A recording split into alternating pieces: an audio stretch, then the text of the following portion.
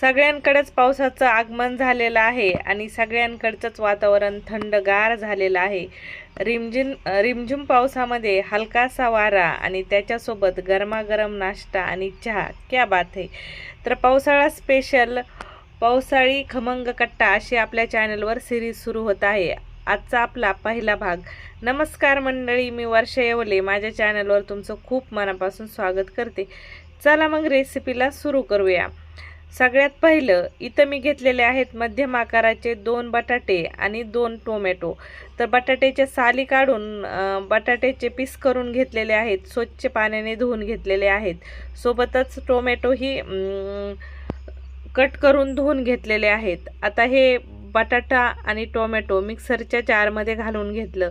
नंतरून 8-10 लसणाच्या पाकळ्या त्याच्यासोबत घालून घेतलेल्या आहेत।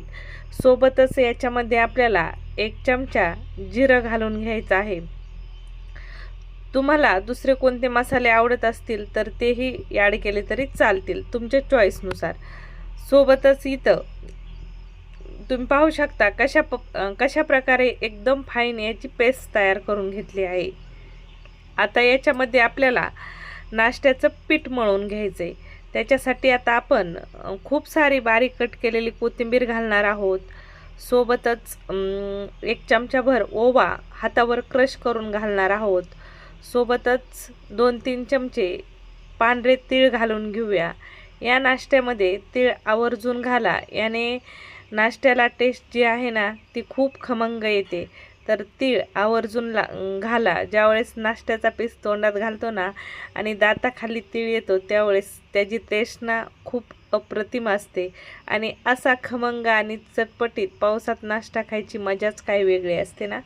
सोबतच लाल तिखट, हळद पावडर आणि एकदम बारीकवाला जो रवा येतो ना तो रवा 2-3 चमचे घालायचा आहे, ज्याने आपला नाश्ता मस्त कुरकुरीत तयार होतो। सोबतच चवीनुसार मीठ घालायचं आहे। आता याच्यामध्ये मी 1-2 चमचे आपलं जे कुकिंग ऑइल असते ना ते तेल, भाजीचं तेल घालून घेते, जे तुम्ही भाजीला वापरता। तेलाच्या ऐवजी तूप घातलं तरी चालतं। तर मस्त सर्व जिन्नस हाताने एक वेळेस मिक्स करून घ्यायचे, म्हणजे जो मसाला आहे तो सगळीकडे मिक्स होऊन जातो। आता इथं तुम्हाला नाश्ता किती बनवायचा आहे त्याच्या हिशोबाने गव्हाचं पीठ घालून घ्या। इथं मी 2 वाट्या गव्हाचं पीठ घालून घेतलेलं आहे। आता याच्यात पाणी घालायची बिलकुल गरज लागत नाही। जे आपण टोमॅटो बटाटे मिक्सरमध्ये फिरून घेतलेले होते ना त्याच्यामध्येच आपल्याला हे पीठ मळून घ्यायचं आहे। मस्त जाडसर पीठ मळायचं आहे आपल्याला। नॉर्मल पुऱ्याला मळतो का त्याच्यापेक्षाही थोडं जाड म्हटलं तरी बी मळून घ्यायचं आहे। तुम्ही पाहू शकता मस्त असं इथं पीठ मळून घेतलं। आता याला भिजत वगैरे ठेवायची काहीच गरज नाही। मळलं की लगेच याचा एक उंडा तोडून घ्यायचा आणि गोल आकारामध्ये करून घ्यायचा।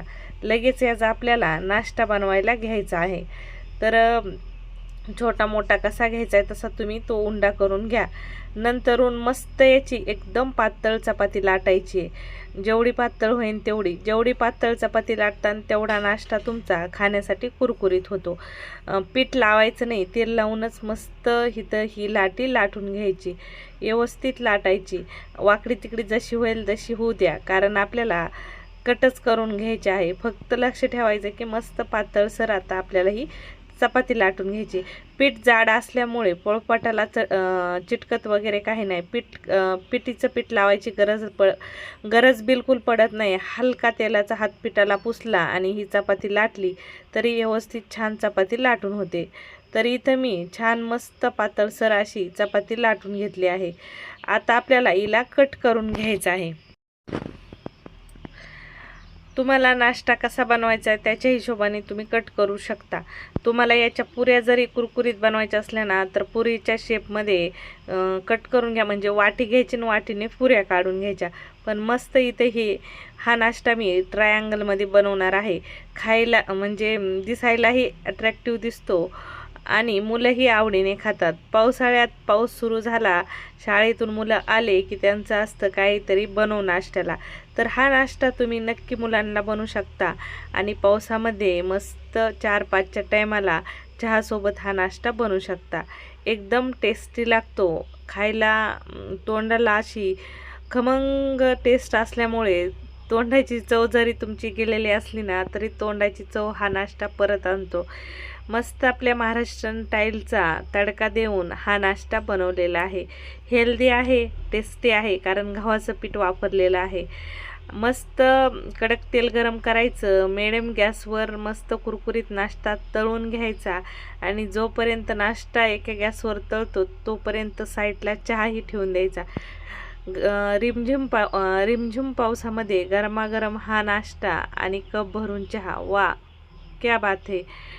दिल खुश होऊन जाणारा आणि तुमचे फॅमिली मेंबर तुमची तारीफ केल्याशिवायच राहणार नाहीत. एकदा का खाल्ला ना परत ह्या नाश्त्याची डिमांड केल्याशिवायही राहणार नाहीत. मुलंही नाश्ता आवडीने खातात. तुम्हाला रेसिपी कशी वाटली कमेंटमध्ये अभिप्राय कळवायला विसरू नका. रेसिपी आवडली तर लाईक शेअर नक्की करा. परत भेटू अशाच नवीन रेसिपीसोबत.